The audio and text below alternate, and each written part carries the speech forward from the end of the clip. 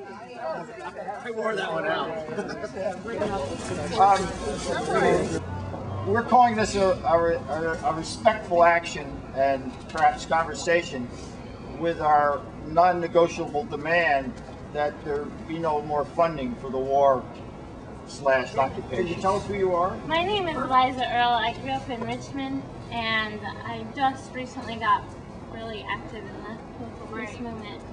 Went down to D.C. When I was in D.C. in January, I went to Peter Welch's office and met with him. Jimmy and I both met with him in person, and he called both of us last week because we were saying if he pays for this war, he owns it, and he's not comfortable with that. So he's in touch with us. Great. And this is Jimmy this is Jimmy Lees from Arlington. Okay. So we're agreeing. Okay. Now also I have a list of all the U.S. soldiers that have been killed in Iraq with me. And I also have a representative list of several pages of Iraqis who have been killed. And if people want to read those names while we're in the office, that's available. That's one of the actions Captain Kelly's agenda. Yes. We're waiting for him to tell us in the language that ordinary people talk in Vermont and any place else. The language being that we're not stopping funding, therefore we're killing and maiming so many numbers of people extra. And that's what the whole thing is about. So that, you know, with the subversion of democracy, there's been a pollution of the language. Does that strike anybody making any sense, or is it too? Yeah. Pretty much where we're here. Right.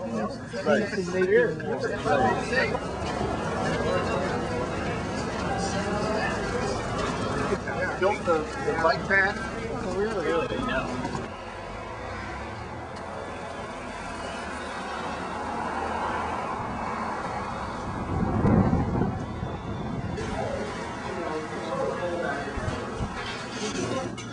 Is this it? I guess so.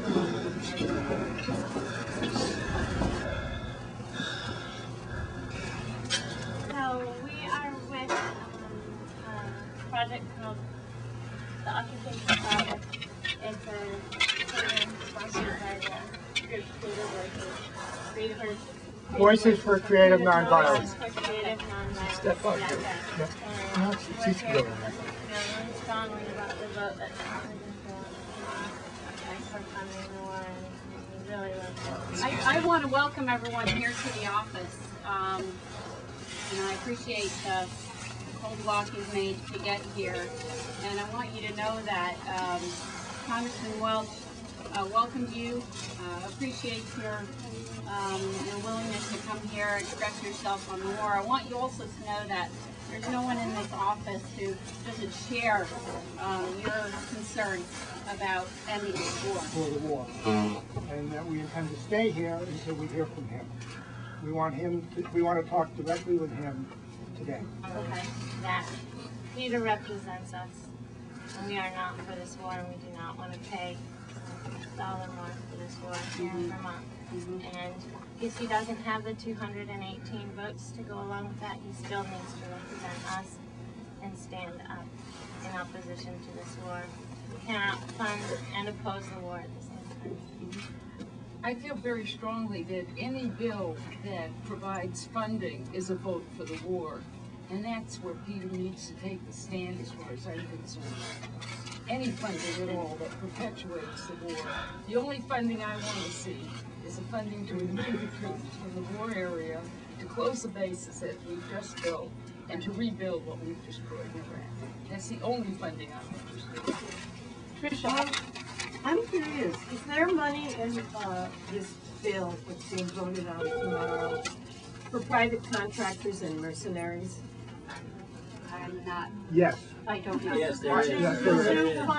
Is there some way you could find out for us if there's money for the mercenaries? There are 100,000 private contractors, almost as many as there are American troops. That cost us a lot more That we money know about. that we know about.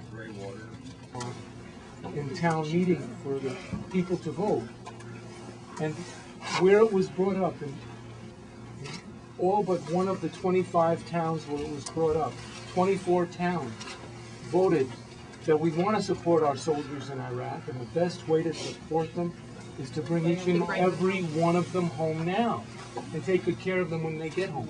And when you look at how they're being taken care of when they get home, that really illustrates what this war is about. It's not just a war against the Iraqis, it's a war against our American soldiers. And we've got to stop that now. Syndrome, President, it's the Democrats are in a battered woman syndrome where they keep coming back for more. They say, oh, we'll give you, the Republicans say, we'll give you what you want.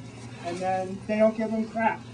And then they come back, well, next time we'll give you this. And then they don't. They keep coming back and taking it over the back of their heads. And it's about time that, because President Bush is going to veto this bill anyway, why don't they come up with something that actually means something? Yeah. You know, and he said he's going to veto the bill, so what is the loss to Peter Welch if he comes out opposed to the funding? I mean, he's a win-win on that. He wins in Vermont, and he becomes a significant player in the House because he says, I'm not going to sign for appropriations. And he's going to get vetoed anyway. It's like, how can he lose on this? War. And when you look at the polls in this country, there's overwhelming opposition to the war. We need to bring democracy here. We don't have it. We have this war continuing despite overwhelming public opposition. And now we have the Democrats buying the war. It's going to be a Democratic Party war after tomorrow if they vote for funding. It's going to be a war that Bush can say, it isn't my war anymore. The Democrats just voted for the funding. And all we had to do is give them a little pork to help them smooth the way to buying this war.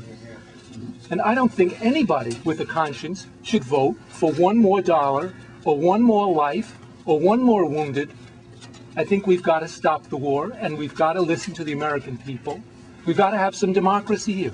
War. We represent a large majority of Vermonters who do not want this war to continue another moment. And I think if there was a political will, there would be a way to have all the soldiers and contractors out of there in 2 months. I'm opposed to waiting till next fall, and I'm certainly opposed to waiting till 2008, or this war will go on forever if we don't end it with this funding bill that Welch is the guy who's got the power to do his best to stop it. These are Iraqi, representative of Iraqi civilians. Gazia Hassani Ali, age 18. Siham Rikad, age 18. Shaza Abed Al-Khak, age 18. Shams Samir Ali Al-Wali, age 19. Lana Abd, age 19. Zainab Akram Abed Al-Hussein, age 19. Badur